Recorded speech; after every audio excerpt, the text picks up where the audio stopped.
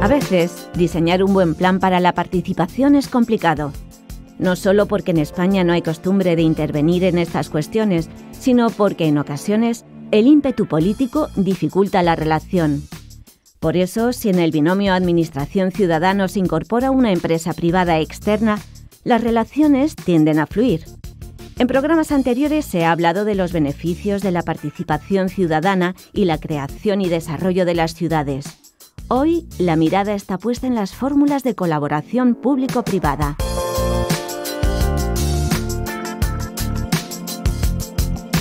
Este es el nuevo programa de la serie Miradas sobre la participación pública, de los directores del Grupo de Innovación Docente de la UNED Dipaso, Marta Lora Tamayo Balbé, catedrática de Derecho Administrativo, y Antonio López Peláez, catedrático de Trabajo Social, que ahora escuchamos.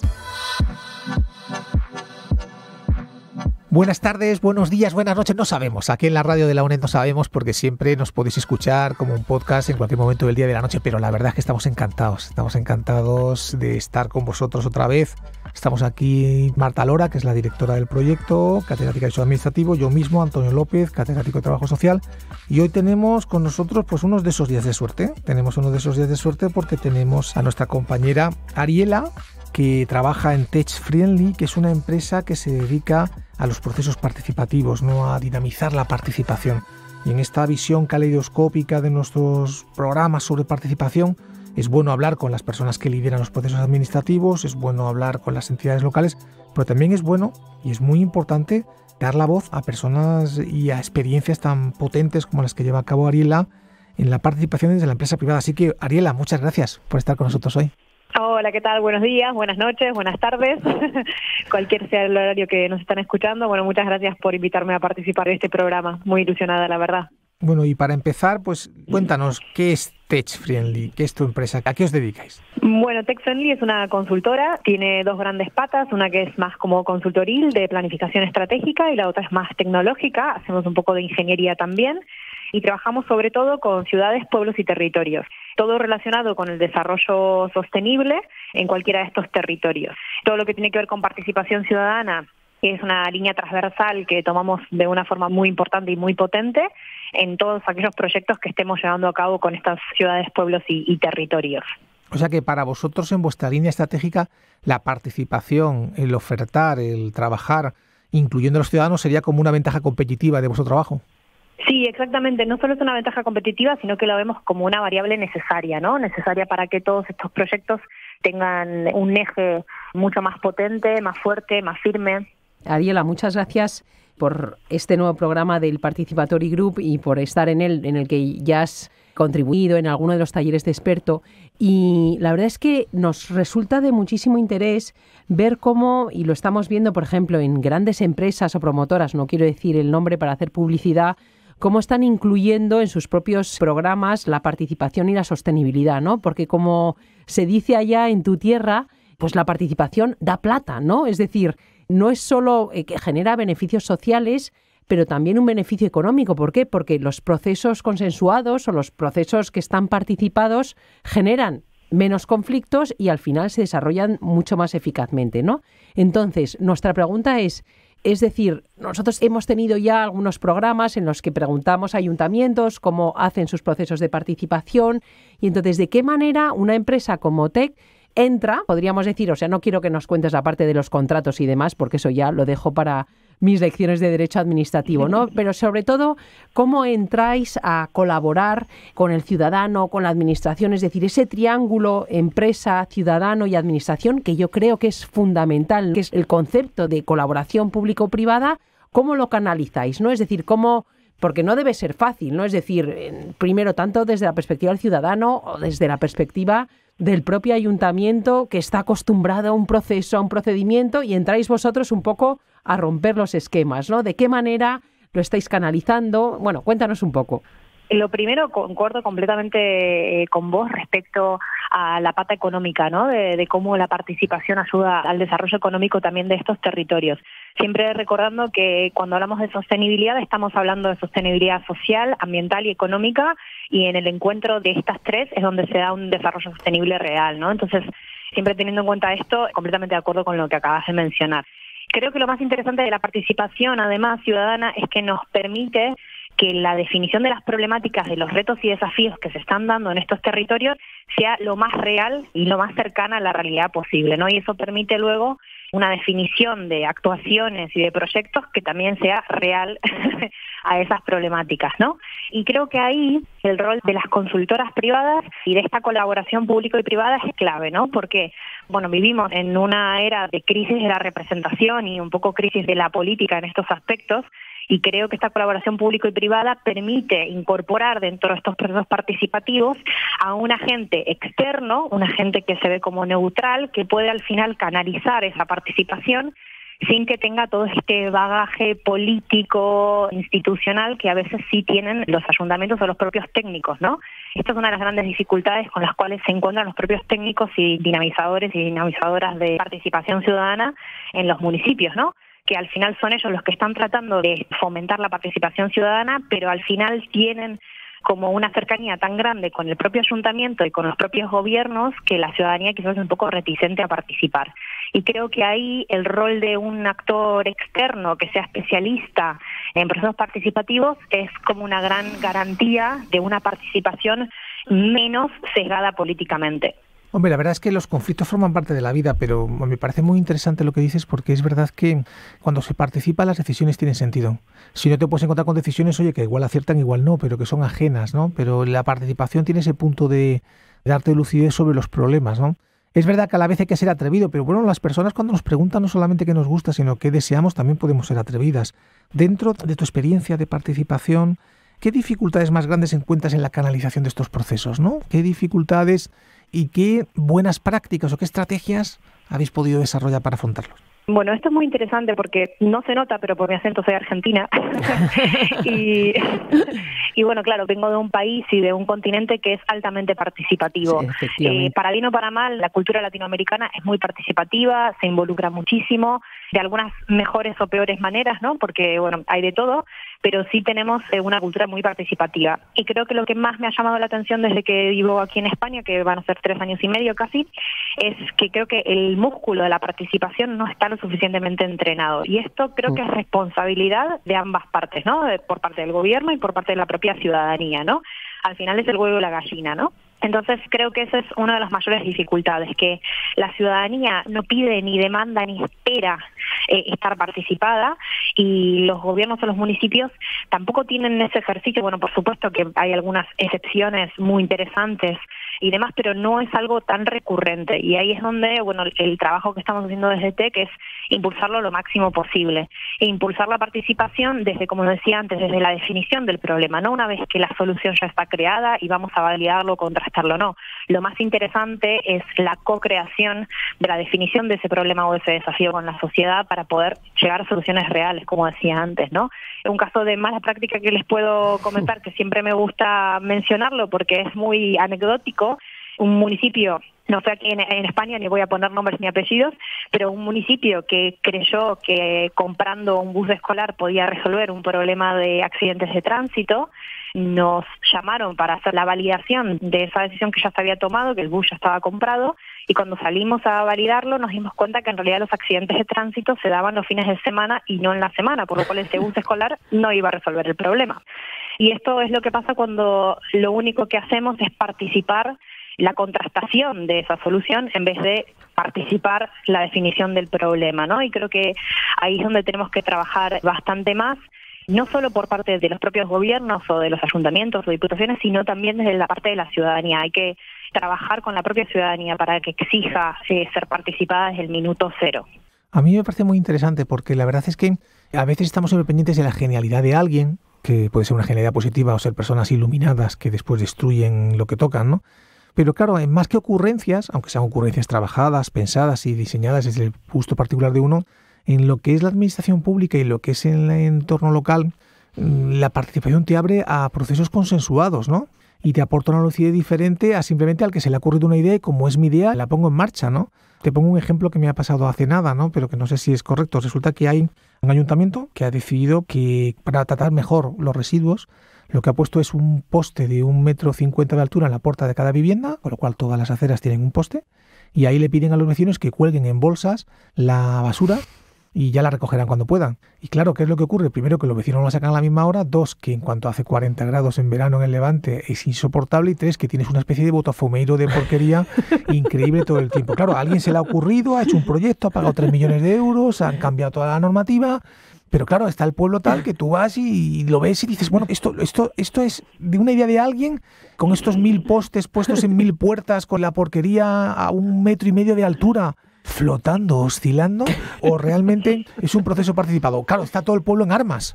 Claro, normal. Entonces yo creo que es lo que decía antes Marta, que es económico, que es razonable, que es que participar nos salva del iluminismo, ¿no? Por decirlo así. No sé si tú estás de acuerdo, pero a mí me parece que es que nos da una lucidez extra que uno solo no puede. Exacto. Incluso, bueno, yo le pediría a estas personas iluminadas, bueno, una frase que es muy argentina, que no sé si aquí se usa o no, que es que se bajen del pony, que básicamente que se bajen del pony, que dejen de armar planes iluminados desde un escritorio y que salgan a la calle y que salgan a trabajar esto con la propia ciudadanía, ¿no? Porque al final es eso, es un iluminado, cree que tiene la solución a un problema que quizás no existe o un problema que quizás definió de una forma errónea. Y de estos ejemplos tenemos un montón y, como bien decías, económicamente es irracional, es completamente irracional desde el punto de vista ambiental, económico y social. Bueno, y en este municipio, además que es de playa, olfativamente es una catástrofe. O sea, que es terrible, ¿no? Que es terrible.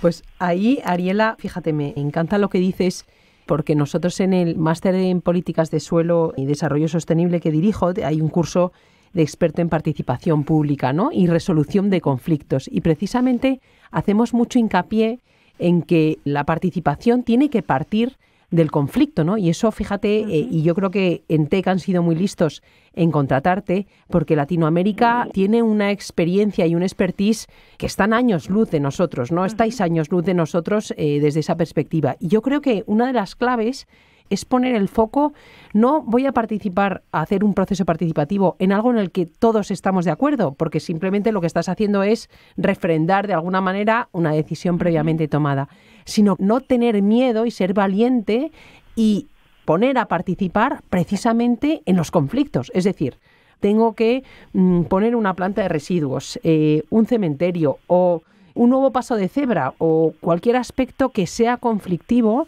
sacarlo realmente al ámbito de la participación. ¿No te parece? ¿Y no crees que, no sé, en tu experiencia, ¿no?, de todas las agendas urbanas, por ejemplo, que habéis estado haciendo, que hay cierto miedo, que yo lo entiendo, ¿no?, institucional, a realmente a los auténticos problemas sacarlos a la luz desde la perspectiva de la participación?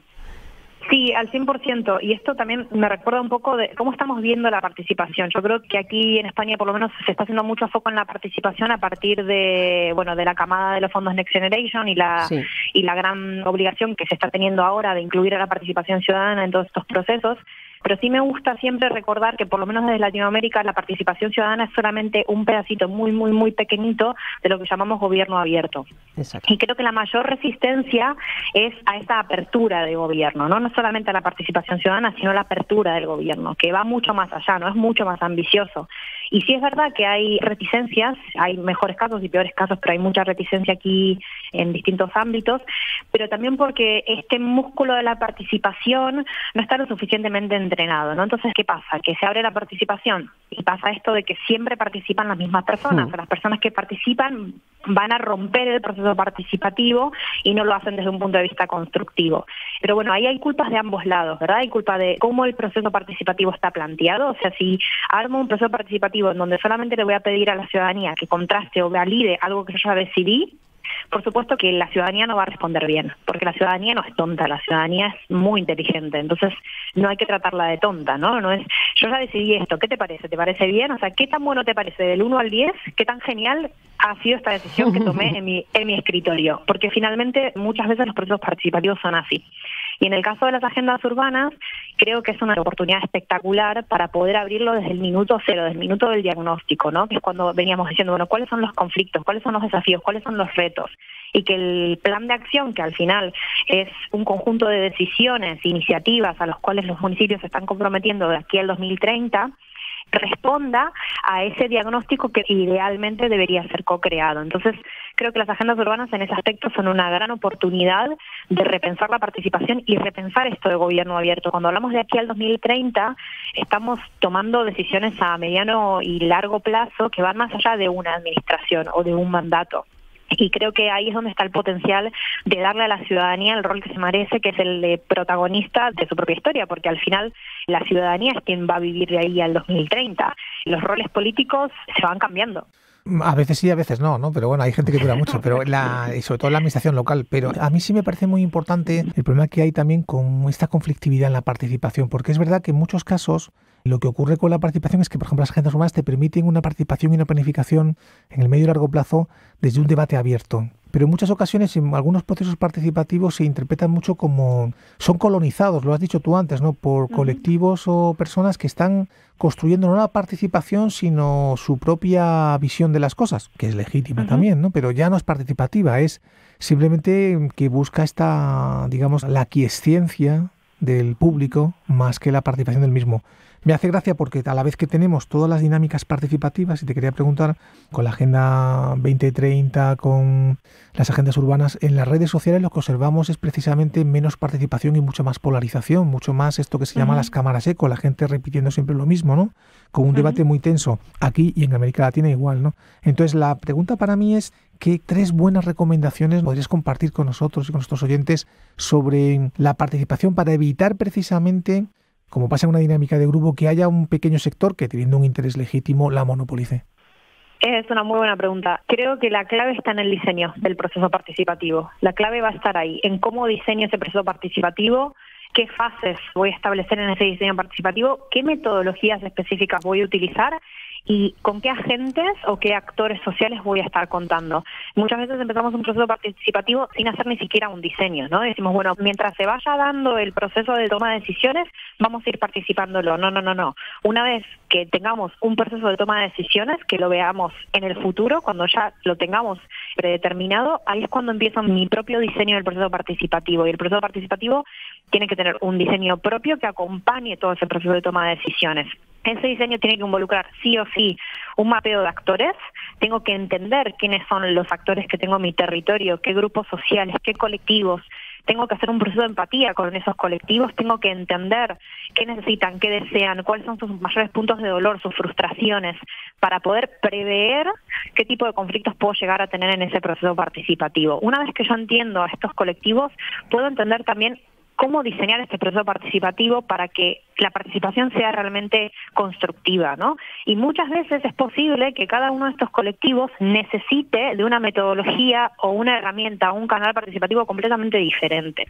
Hace poquito estuve dando un taller de co-creación de un plan de participación ciudadana y me decían, bueno, yo creí que era mucho más fácil crear esto. Le digo, no, ahí es donde nos estamos equivocando. Diseñar un plan de participación ciudadana es muy complejo porque cada caso, cada proceso de toma de decisiones es distinto, cada territorio es diferente, cada momento histórico es distinto y es muy posible que para cada colectivo o para cada grupo de actores tengamos que utilizar herramientas y canales completamente diferentes. Ahí está el desafío, ¿no? De tener esa sensibilidad social, de poder interactuar con estos grupos en una manera en la cual les sirva a estos grupos sin monopolizarlo, ¿no? Esto también es muy importante, sin monopolizarlo, sin subrepresentarlos y a la misma vez dándoles el canal necesario para que puedan realmente ser protagonistas de ese proceso. Así que yo diría esas cuestiones, ¿no? El diseño del proceso participativo es clave, un mapeo de actores, un proceso de empatía con esos actores y la creación de canales y herramientas específicas de participación para cada uno de estos colectivos.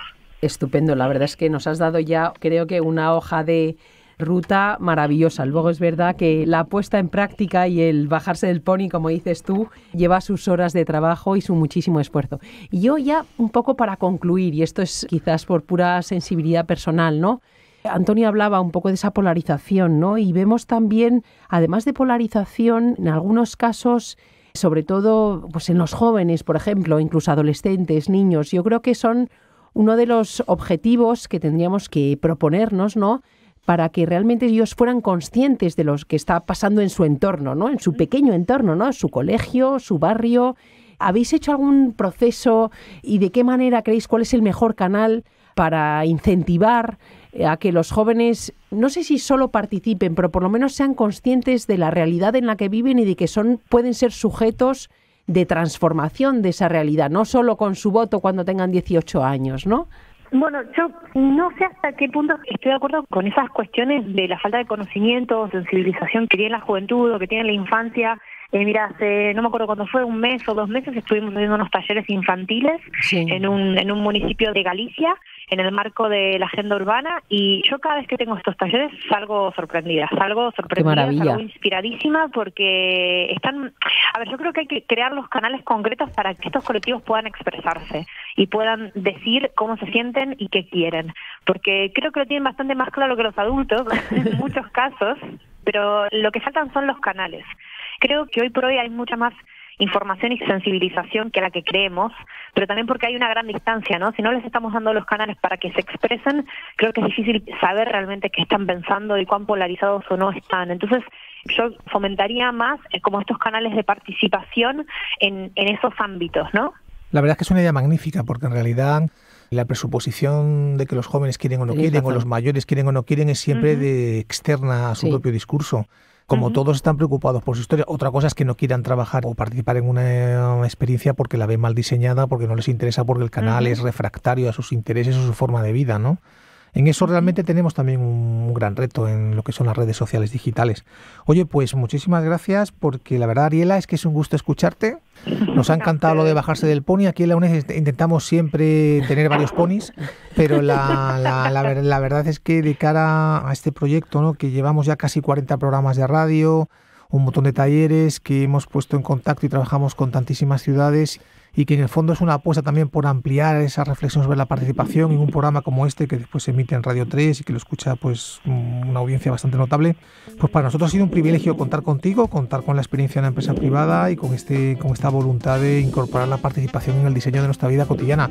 Así que muchísimas gracias, Ariela.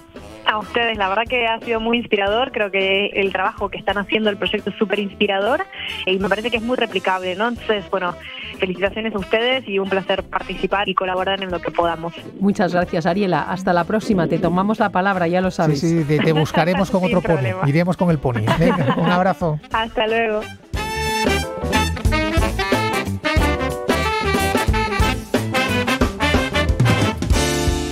Entendemos, pues, que la participación debe surgir del conflicto, que los proyectos participativos funcionan mejor cuando se suma una empresa privada, que el plan participativo es complicado y necesita de unas bases para que sea efectivo, y además que el ciudadano español debe entrenar el músculo de la participación. Así lo ha dicho Ariela Schnittmann, coordinadora de redes e innovación urbana de Tech Friendly, ingeniería especializada en innovación urbana sostenible y ciudades inteligentes. En esta entrevista de Antonio López Peláez, catedrático de Trabajo Social, y Marta Lora Tamayo Balbé, catedrática de Derecho Administrativo de la UNED.